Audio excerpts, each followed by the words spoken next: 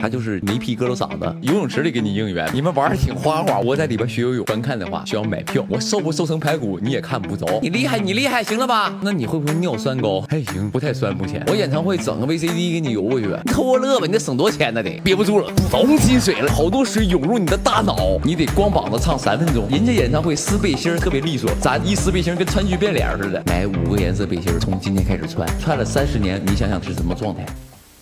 摘帽子看看，我就不摘，看起来像20来岁小青年。你说你这说话怎么这么好听呢？是不是只有刘宇宁粉丝在这说话才能这么好听？18岁那也没必要了。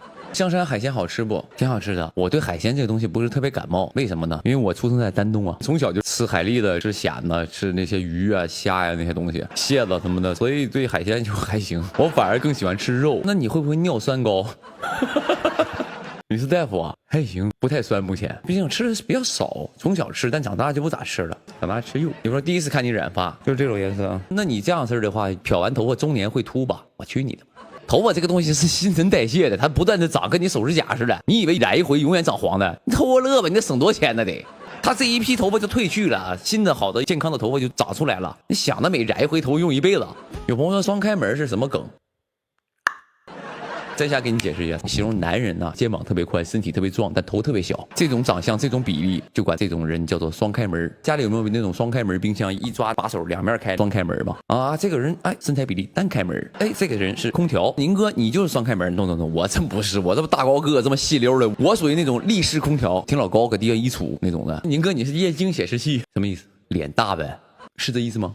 他可能不是这个意思，他就是没皮疙瘩嗓子，实在想不到什么好玩的梗了，就说这么一句话。宁哥，你是液晶显示器。还有一种可能是什么呢？这个人想得非常深，就是我这张脸上可以演出世间的所有美好，他可能是这么形容的，不知道是哪种，感觉可能是前一种。我这3年连续都在拍戏，我现在待播剧有6部，今年起码得播个3个吧。播完这3部剧，认识我刘宇宁的人会更多那么一丢，哪怕说我这个角色没火，但起码能增长个180人知道了刘宇宁，或者某种角度的喜欢上了我，这样咱们这一块这个粉丝量又增加了400-500人。这样式演唱会的票不更容易卖吗？海外粉怎么办？那这样呗，我演唱会整个 VCD 给你邮过去。什么时候科技能够发达到什么样呢？叫做 VR 演唱会。我在舞台上唱歌，现场的观众不用到现场，可以拿一个 VR 设备和一个耳机戴上之后，就感觉身临在演唱会的现场，身边坐的都是那些跟你一起看演唱会的人，但是这些人呢，就是2次元形象的。然后呢，舞台上我是真的在唱歌，可以在家就带着这个 VR 可以看演唱会。我觉得这个科技总有一天能发展成这样吧。有朋友说看得见摸不着啊。咱们演唱会不允许上台摸人啊！有朋友说要看真人啊，你可能没明白我说什么。VR 你去感受一回你就知道了。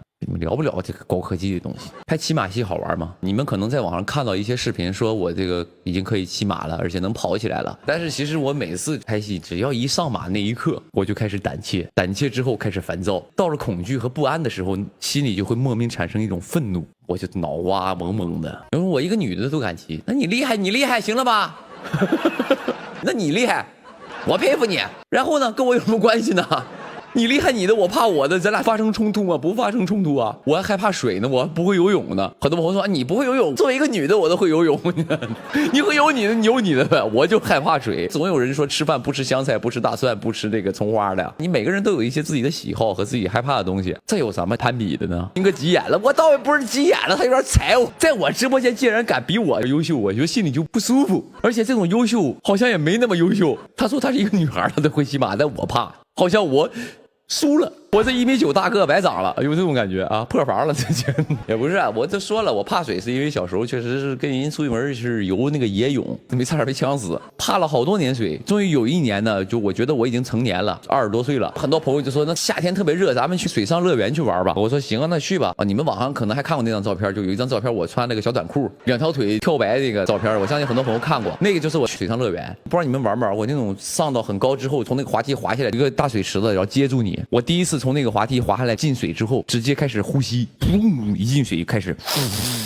我说我不会游泳，人说没事，你进水之前就憋着气就行，因为很快就给你捞上来了。结果呢，我从开始滑准备的时候就开始憋气，1、2、3，开始憋，然后人说好了吧，滑憋不住了。咚进水了，滑到滑梯底下之后憋不住了，开始吸气，结果那一刻进水了，那个感受，我朋友们真的是我永远忘不了，好多水涌入你的大脑，我现在刚才是有点疯狂，就是因为脑子进水了，朋友们，很容易破防，就因为小的时候脑子都进过水，到现在没空出来，现在还有2两水在里边。然后呢，我就呛的就不行了，就在那个水里。你像我大哥，我20多岁，其实1.85米了，已经在那个水里怎么就站不起来，就一直在这边站不起来。最后大概在里边，我感觉很漫长，过去了10秒，但是其实估计也就2、3秒，直接旁边有一个工作人员就给我拉起来了。我一站起来，那个水连我大腿根都没到。所以有些东西跟身高、年龄什么都没关系，就是一种恐惧。宁哥，那你拍戏很勇啊，拍白愁飞那场戏是我永远的一个阴影。那场戏是什么呢？戏里的一个角色，然后我被带上那个夹，就是一个大方块，然后头露出来，2个手在上面，然后拿链子拴上，然后上面是个大板，坐在板凳上给你推下水。我当天拍的时候我都要疯了，我不会游泳啊，你这家伙给我扔水里容易死里啊。他那个东西还有一个问题是什么呢？就是正常人坐在椅子上，然后给你推到水里沉不下去的，所以得什么呢？在腰上绑一圈负重，然后在凳子上拴好多类似哑铃的东西，你进水之后才能给你坠下去。我之后有一个剧本过来了，第1集这个男的就得下水。我看到那一刻我就不太敢往下看了，不然这个责要杀青之后直接去学游泳啊！我还真想过这个问题。宁哥，你给我800块钱包会，我免费教你。好了，刚才那个800那个朋友已经踢出去了，不用你教了，我不花这个冤枉钱，有免费教我的，看没呢？还想从我手里赚走1分钱？我说宁哥这样式，你能不能把那个学游泳的视频拍给我们？咱们就属于那种泳装 vlog， 咱也没必要玩的这么刺激，我就算了吧。也不是不可以，但我只是不想让你白嫖我的游泳课而已，不想让你占这个便宜。要学自己去学。宁哥，你学游泳需要应援吗？我学游泳的时候去过应援，咱们在这个游泳馆外边拉上横幅，喊上口号，往后余生唯爱摩登。不需要，我学游泳这块不需要应援了，游泳池里给你应援不用，不用。你们玩的挺花花，我没见过哪家粉丝玩过水上应援，有没有创新一点？有一些创新大可不必，真的是。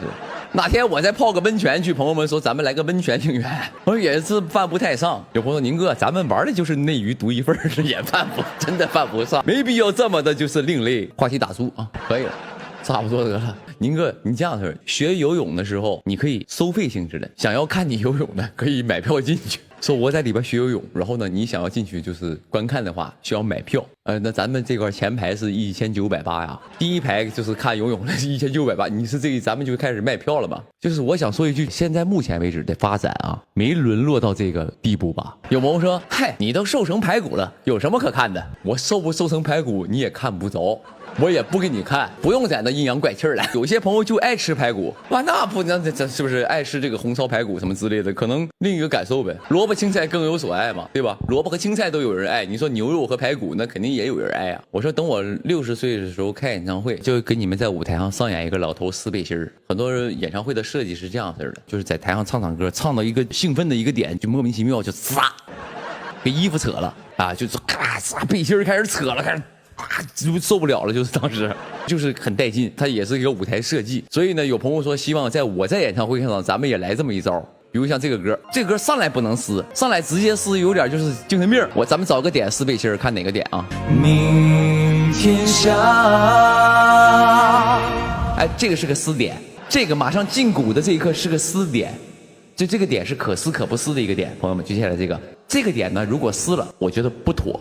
因为这个点撕了，就等于刚开始就撕，也就意味着你得光膀子唱3分钟。这光膀子唱3分钟呢，就是容易有些歌手体格这一块确实容易感冒，容易着凉。演唱会场馆的空调都会给的很好，光膀子唱3分钟，一唱歌容易激动，我出汗，然后再一着凉，容易感冒。几方因素一综合，这个点先不撕，咱们往下看。